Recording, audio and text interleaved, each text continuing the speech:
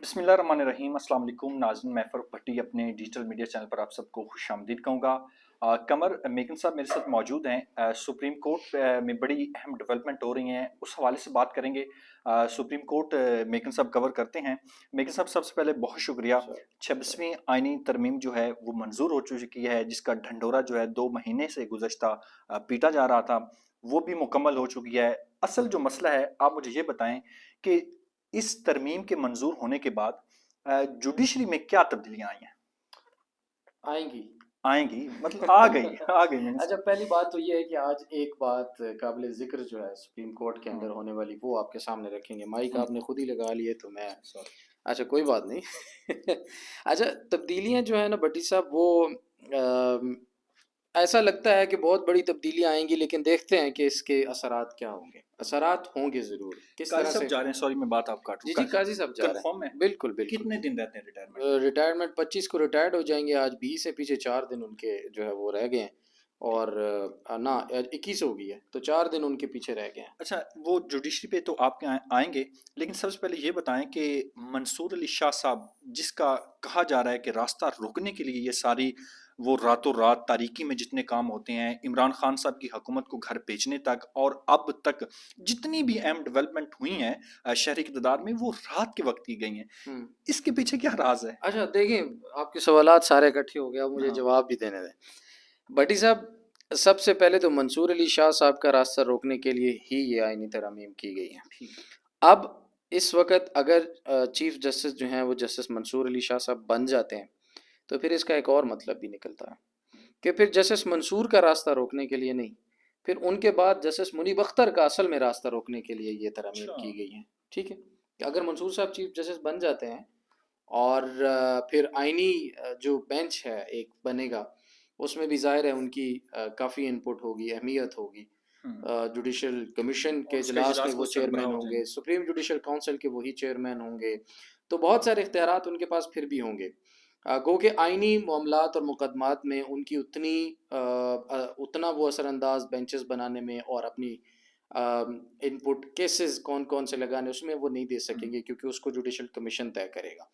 लेकिन जस्टिस मंसूर अली शाह के chief justice बनने के इस वक्त जो चांसेस हैं वो 40% है, और 70% मेरे ख्याल में जस्टिस याहिया अफरीदी के चांसेस हैं, क्योंकि अब 3 का पैनल आएगा। 3 के पैनल में से पार्लिमानी कमेटी जो है वो एक की सिफारिश करेगी, और वो भी 2/3 मेजॉरिटी से, यानी पार्लिमानी कमेटी के अंदर जो टोटल मेंबर्स होंगे, हम्म। वो टोटल मेंबर्स 12 जो होंगे 12 मेंबर। उनमें से 2/3 यानी 2/3 अक्सरियत से जो फैसला उसमें पार्लिमानी कमेटी का होगा ठीक है। वो माना जाएगा, और फिर उसको चीफ जस्टिस अगला बनाया जाएगा।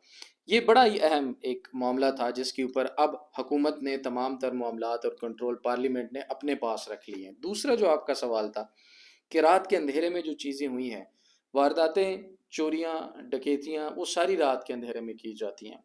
ये तरमीम अगर अच्छे नतज भी सामने लेकर आए, जिसके चांसेस बहुत कम है, जो कि हुकूमत राग लाप रही है कि बड़े अच्छे इसके असरात होंगे, अगर उसको हम मान भी लें, तो ये जितनी जल्दी में उजलत में की गई है तरमीम, वो इट्सेल्फ मशकूक हो जाती है। उसकी वजह क्या है कि 25 तारीख को चीफ जस्टिस काजी फायज ईसा साहब रिटायर्ड हो जाएंगे, और पहले वाले तरीक़ेकार के मुताबिक मोस्ट सीनियर जज justice Mansoor Ali Shah chief justice बन जाते। चीफ जस्टिस के पास अब अनलिमिटेड पावर्स होती हैं। हम्म। फिर 3 रुकनी जो कमेटी प्रैक्टिस एंड प्रोसीजर की थी वो बेअसर होती हुई नजर आ रही है। तो पहले वाले आइन और कानून के मुताबिक अगर जस्टिस मंसूर शाह साहब बनते तो उनका control chief as a chief justice भी होता, और 3 रुकनी प्रैक्टिस एंड प्रोसीजर कमेटी जो थी उसके भी वो सरबराह होते, और उसके बाद मुनीब अख्तर साहब हैं, और इन दोनों का अलायंस और कंसेंसस पहले ही बहुत स्ट्रॉन्ग है। एक ही नुक्ता पॉइंट ऑफ व्यू अक्सर इनका होता है, तो बहुत सारी चीज़ें उस कमेटी में अक्सरियत से तब्दील हो जाती हैं। अच्छा। इस सारे मामले को तब्दील करने के लिए ये वारदात जो है वो रात को जो डाली गई है, उसके तहत जो आइनी तरमीम आई हैं। तो अब ये वाला जो सिनेरियो है ये कितना आगे चलता है, अब एक और चीज़ जो है ना वो आज मैं पहले बताने लगा था, बल्कि सबसे पहले बताने लगा था, तो आपने एक और सवाल कर दिया। हम्म। जस्टिस आयशा मलिक और जस्टिस मंसूर अली शाह ने आइनी तरमीम के ऊपर आज कुछ कमेंट्स भी किए हैं अपने। अच्छा, वो क्या? उन्होंने पूछा कि अब ये, पहली बात तो ये है कि अब ये समझने की ज़रूरत होगी कि अब कौन सा मामला आइनी होगा, कौन सा सियासी मामला होगा, और कौन सा केस क्रिमिनल फौजदारी या सिविल में आएगा और वो हम सुनेंगे, और कौन सा आईनी होगा जैसे आईनी बेंच सुनेगा। पहले तो हमें और अब अब ये सोचना पड़ेगा, शख्सियत भी समझना आधी पड़ेगा। होगी उन्होंने। हाँ जी, समझना पड़ेगा। हम्म, उसके बाद जैसे जायशा ने कहा कि फिर ठीक है चले जी, आपका ये मामला जो है 3 हफ्ते के लिए मुलतवी हो रहा है, तो फिर आप जाने और आपका आईनी बेंच जाने। ठीक है। लेकिन मंसूर अली शाह साहब और आयशा मलिक साहिबा दोनों बड़े ही कॉन्फिडेंट, पूरे एतमाद नजर आया। मतलब जरा होता है ना कि परेशानी की हम्म, कोई झलक वो कहीं पे नजर नहीं आई। तो इसका मतलब है कि उनको भी पता है कि हमने क्या करना है। अब देखते हैं कि वो आगे फ्यूचर में इस पर क्या रद्द-ए-अमल देंगे। लेकिन इस आईनी बेंच को बनाए जाने के बाद जितनी कन्फ्यूजन सुप्रीम कोर्ट के अंदर है कि भाई ये मामलात अब आगे चलेंगे कैसे, ये ऐसे दलदल में अदलिया को डाला गया है जिसमें अदलिया को समझ ही नहीं आएगी कि हमने क्या करना है। पहले एक तरीक़ेकार होता था कि divide them and rule them. अब मुझे लगता है कि मामला उससे कई गुना आगे बढ़ चुका है। डिवाइड तो हो ही चुके हैं, हम्म, लड़ाई झगड़ा तो जारी है। अब उसके ऊपर यह भी किया जा रहा है कि confuse them and rule them. अब सबको कंफ्यूज कर रखा है कि भाई इन आईनी तरमीम के बाद कौन से आईनी मामलात होंगे, कौन से सियासी होंगे, कौन से बेंच सुनेगा आईनी बेंच, और कौन से सुप्रीम कोर्ट में। इनके ऊपर बहुत बड़ी कंफ्यूजन होने वाली है। और मैं ये सुनना चाह रहा हूं कि क्या जो कत्ल का मुकदमा होता है, एक बंदे को कत्ल की सजा हो जाती है, हम्म, आप कहते हैं कि ये आईनी मामला नहीं है। वो अगर ये कह देता है कि भाई आर्टिकल 10 के तहत मुझे साफ शफाफ वाज़ेह ट्रायल नहीं मिला, तो यहां पर आइन के ऊपर सवाल खड़ा हो गया। तो क्या बिल्कुल। कत्ल के मुकदमात में इस तरह की जब मामलात या सिचुएशन बन जाएगी, तो क्या फिर वो आईनी मुकदमात बन जाएंगे? फिर क्या उनको आईनी बेंच जाके सुनेगा? तो ये एक ऐसा पिंडोरा बॉक्स हुकूमत ने खोला है। और मैं आपको एक और बात बता दूं, इसको संभालना बड़ा मुश्किल हो जाएगा। ये रायता फैलता ही जाएगा। और इसको संभालना क्यों मुश्किल है? क्योंकि इन्होंने पहले से मौजूद सिस्टम के अंदर इस तरह से गड़बड़ करके तब्दीली की है कि अब पहले वाले पे भी इम्प्लीमेंट करना मुश्किल है और नए आने वाले को डिफाइन करना मुश्किल है। तो अमल किस पर होगा? ये जुडिशरी को मजीद, जो कहते हैं ना कि हाथ पांव बांध के फेंक दिया कि जी अब आप जंग लड़ें और अब आप काम करें। बेसिकली उन्होंने सारा कंट्रोल जो है वो अब अपने पास, हुकूमत के पास हुकूमत चला के गया है। पास चला गया। और जुडिशल कमीशन में जो आईनी बेंच के फैसले होंगे, उसकी कंपोजिशन को अगर देखें तो टोटल ओवरऑल सारी चीज़ों को देख कर लाएं तो तमाम अक्सरियत हुकूमत के पास बनती है। तो हुकूमत अपनी मर्जी से बेंचेस बनाएगी, अपनी मर्जी से चीज़ें आगे चलाएगी। मेघ और साहब। उसका सरबराह भी अलग होगा, चीफ जस्टिस नहीं होगा, अंदाजा अच्छा। करें। हाँ मेघ साहब बहुत शुक्रिया, ये तो आपने सारी चीज़ें जो है ना वो ऑडियंस को समझा दी हैं। और ये किस लिए हो रहा है, ये क्यों हो रहा है और ये कौन कर रहा है, ज़ाहिर है आवाम जानती है। मैं पहले भी बारहा कह चुका हूँ, जिसके हाथ में ये स्क्रीन वाला मोबाइल है ना, वो तकरीबन 100% चीज़ें जो है ना वो जानता है कि समझ क्या जाता मुल्क में क्या हो रहा है। है, सही है। अच्छा मुझे ये बताएं कि आईनी तरमीम बिलावल भुट्टो साहब ने जितनी भाग दौड़ की है ना, इतनी किसी ने भी नहीं की। हम्म ठीक है। और मौलाना साहब का घर जो है ना, वो बंगला नंबर 7, वो सियासत का जो है ना मरकज बना रहा है। तमाम बड़े बड़े लोग वहां हम्म। पे आए और रात गैर तक वहां बैठे रहे। अच्छा मौलाना आप साहब को भी, आखिर मना लिया गया, हाँ मैं भी वहीं था, आप भी वहीं थे। हाँ। मौलाना साहब को आखिर मना लिया गया। आप ये तो नहीं सोच रहे कि बिलावल ने क्या हासिल किया, मौलाना ने क्या हासिल किया, हाँ। बीएनपी मैंगल उन्होंने क्या हासिल उन्होंने क्या किया? किया, और अख्तर मैंगल जो बाहर आके क्या कहते थे, बाहर आके बढ़ के अच्छा वो मारते थे। एक दिन पहले दुबई से आए और उनके दोनों सेंटर्स ने वोट दे दिए। हाँ, ये बड़ी हैरानगी वाली बात है। देखिए, अच्छा अब मुझे ये बताएं कि मौलाना साहब ने इसके बाद क्या पाया क्या खोया। देखिए मौलाना साहब ने जो कुछ पाया वो कोई छोटी मोटी चीज़ तो होगी नहीं। हम्म, ठीक है, कम से कम एक आधा सूबा, कोई गवर्नरी, गवर्नरी अलग और सूबा अलग, इस तरह के मामलात, कुछ मिनिस्ट्रीज, ये ये तो खबर है ये आपके तो पास। स्टार्टर होगा। ठीक है। ये मेरे ख्याल में नहीं बल्कि इन्फॉर्मेशन भी कुछ ऐसी है कि ये एक स्टार्टर होगा मौलाना साहब की मेन डिश का। ठीक है। उसके बाद अब आगे देखते हैं कि अब हुकूमत तो उनको शायद ये दे दे, लेकिन उनकी जो सीटें हैं, आबाई सीटें, हम्म, वो उनको हुकूमत नहीं दे सकती। वो उनको मिलनी है तहरीक इंसाफ के साथ अलायंस करके। हम्म, तो मौलाना साहब का अलायंस इस वक्त जो नेचुरल बनता था ना, वो अपोजिशन में होने की वजह से वो बनता था तहरीक इंसाफ के साथ।